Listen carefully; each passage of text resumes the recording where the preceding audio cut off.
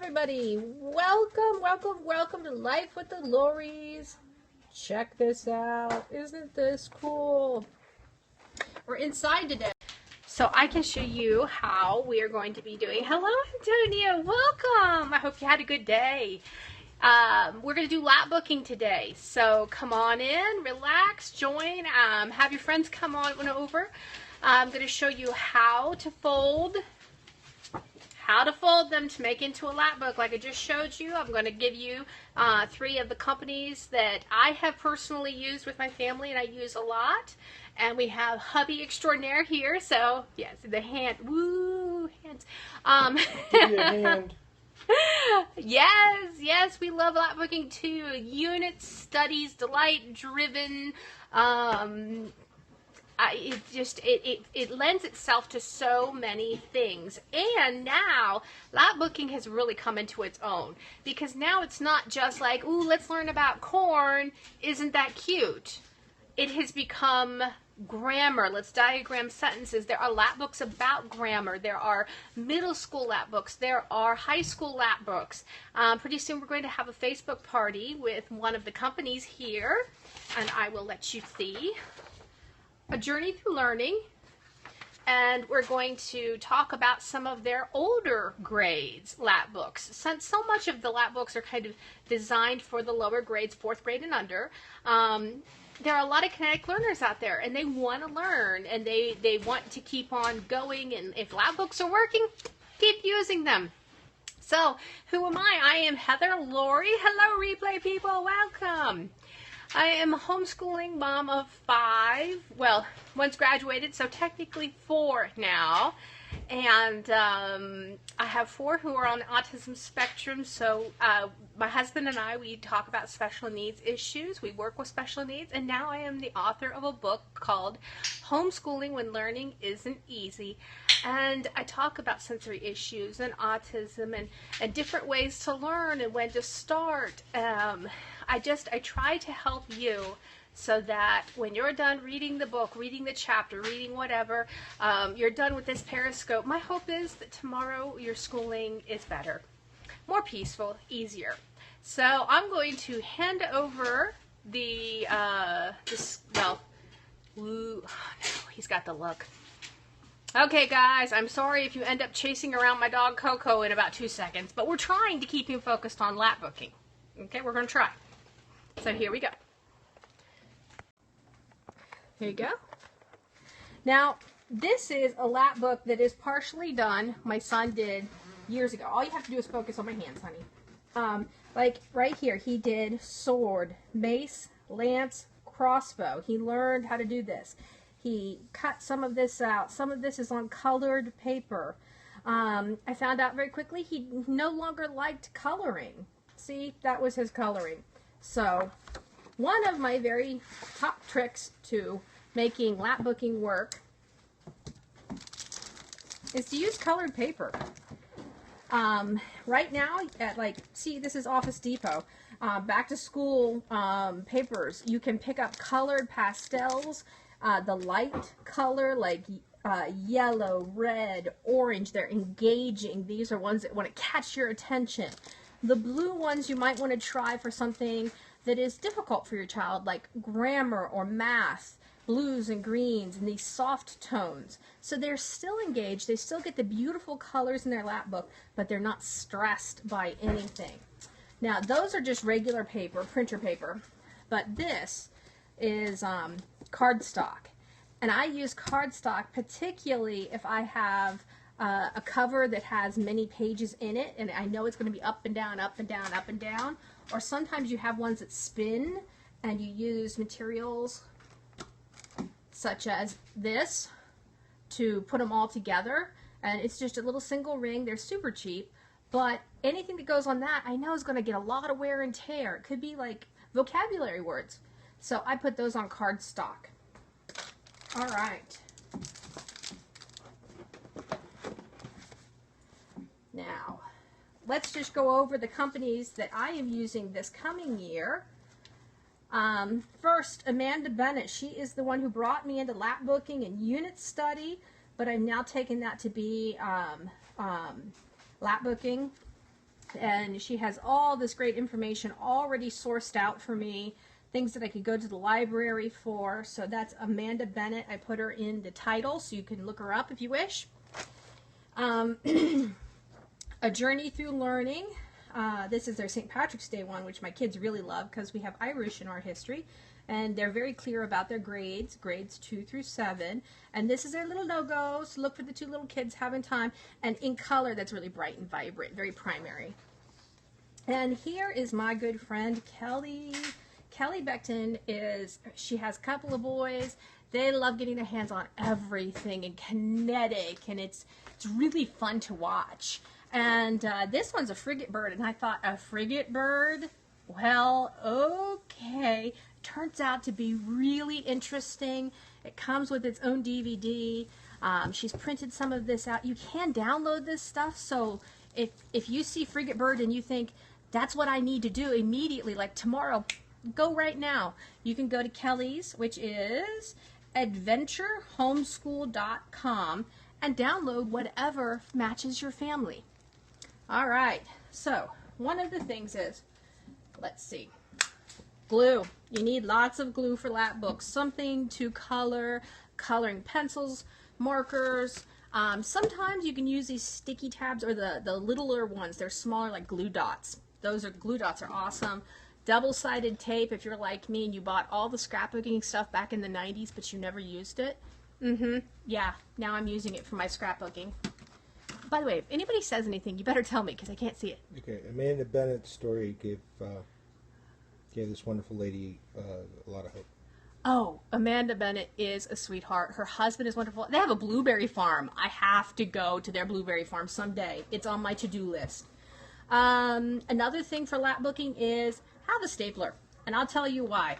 Because glue is really nice, but glue does not stand up to my kids. My kids can destroy things with glue. I bet your kids are probably similar. So, one of the things that I found is you get these folders that have little 3-ring binders. These work really well for the older kids. They can just put a picture of whatever they're using. You have all of this room in here that you can glue things on. And if you're having your kids write reports on, like, say, the frigate birds, it will go right in here, and it's all together, close it up, and boom, you have that for the rest of the year. So I love doing that for the older kids. Younger kids, however, they still want these nice, fun lap books. So let's take this file, flatten it out, take one side, and I'm pulling it in to this line, but I'm also making sure it's kind of lined up on the top and the bottom so it doesn't go sideways.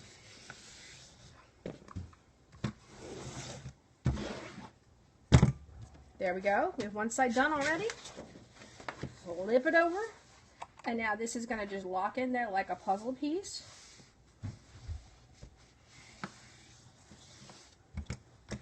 And there we go.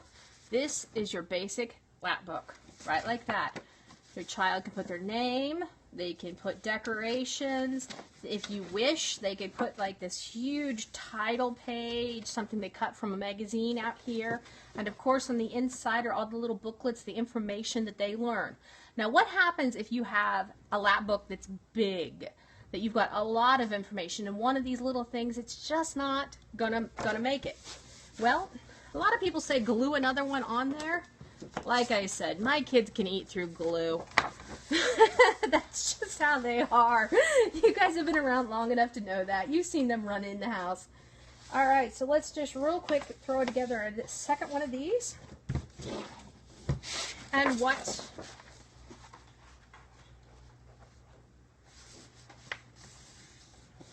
There you go.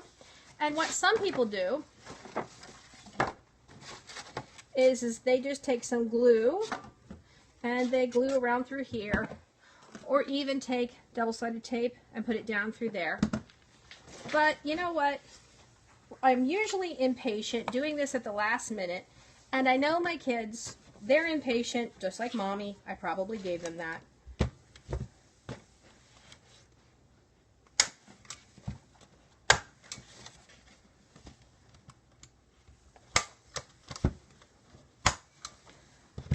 That also works for hems. And there you go. Yes, if you're hemming a dress and you don't have time and you have to be in camp in like, what, 4 hours, staplers work great. So, I'm going to come up with a list of things that I just can't homeschool without, and a stapler is one of them. So, then one last thing. You have tons of these now. Okay, you're like me. You have all of these beautiful works of art that your child has done, things that you want to keep forever, things that you need to keep maybe legally. All right, so how are we going to do that? Super simple. Now, I use really plain gray duct tape, but you could use fancy duct tape, you could use washi tape, whatever. And here, all I did was take duct tape and fold it on half, and then 3-ring cut the holes in here. And now, even now, I can take this and open it up and still see all that great information. And at the end of the day, when everybody actually wants to eat at the dining room table, away it goes. As simple as that.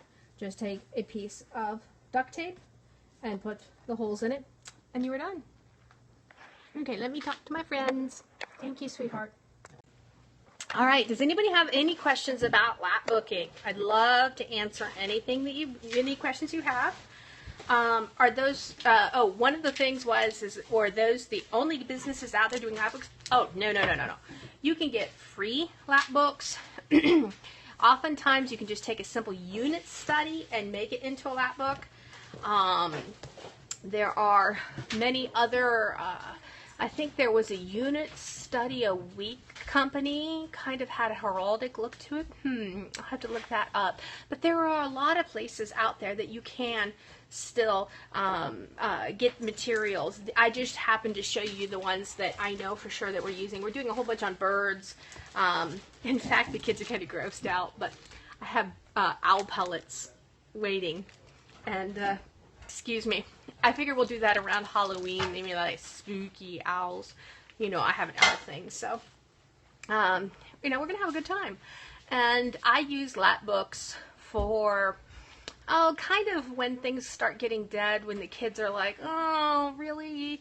Or when I want to focus on something very, very intently, like a frigate bird. We're not going to go back and learn that. Like, I have a 4-year cycle. This year, because it's a presidential election, it is American civics, American history, it's like state geography and civics. And then the second semester is West Virginia state history. That won't come around again for another 4 years. Meanwhile, we'll do world, we'll do ancient, we'll do medieval. And so my cycle will go through it. So each child will at least 3 times go through each version of history. Now, are we going to do frigate birds again? No, we're not. You know, my youngest is 8. And I think what we're going to do is just delve really deeply in, learn about them, maybe even do some sailing items, some sailing ship items, because they worked with frigate birds so often, kind of like one of those rabbit trails, and then move on. And then we're done. And the kids know some really great stuff about birds, how birds can fly, why bears can't fly. That was the question today, is why do birds fly and bears don't? Well, let's look at this scientifically.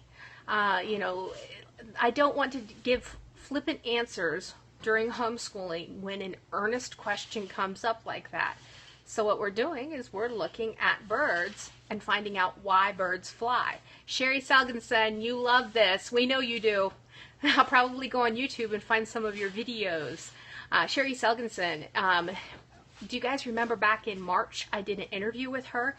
Oh, awesome scientist, awesome, and she's like a hands-on scientist. She's having much too fun to be an adult. She is not adulting, people. No, she's a kid playing with her sciencey stuff and loving it. So I love to watch her YouTubes and have the kids learn from her still, and obviously the books that she has written and helped with Apologio and the online stuff. We just love her to death. Her bubbly personality works so well. All right, well, I am going to let you go, and I will probably pop on a little later with some personal stuff, but I want to keep this lapbooking very tight and on point. I know, really hard to believe. I'm staying on point. Woohoo! All right, God bless everybody. I'll talk to you later. Bye-bye.